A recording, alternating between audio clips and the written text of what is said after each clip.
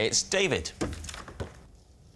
On a wall in my flat, there is a mysterious red switch. I have no idea what it does because I have never pressed it and refuse to do so. Right, mysterious red switches. Lee. Where's the switch? It's on the wall. Sort of not directly, but slightly behind the television. Haven't you just had to be tempted to touch it?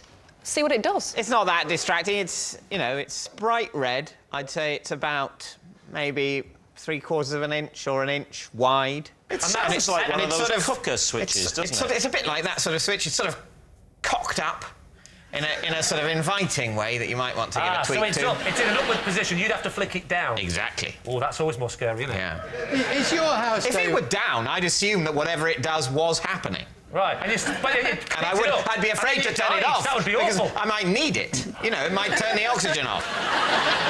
You've never gone near it? You've never touched it? Gone near it? But you've never been I've gone very near it. I don't live in a very large flat. I can't cordon off a whole area of the living room just because of the proximity of a mysterious switch. I need that space. How long have you been in your flat and ignored this switch? Well, I've moved into the flat about 11 years ago.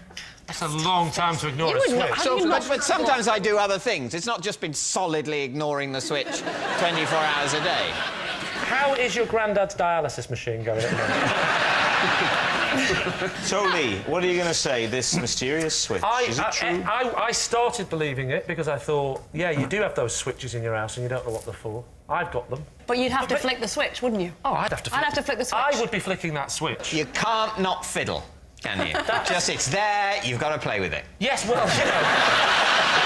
I remember seeing an episode of this show when David talked about his bedroom door, didn't have a door handle on it. He had to claw his door open every single time he opened his bedroom door. Yeah. So therefore, he's not going to bother about a switch. No, he lives in a slum, He's going to doesn't he? leave the... Yeah, basically, yes, he does. He lives in a slum. So I say it's true. If they paid proper repeat fees on Dave, it would be different.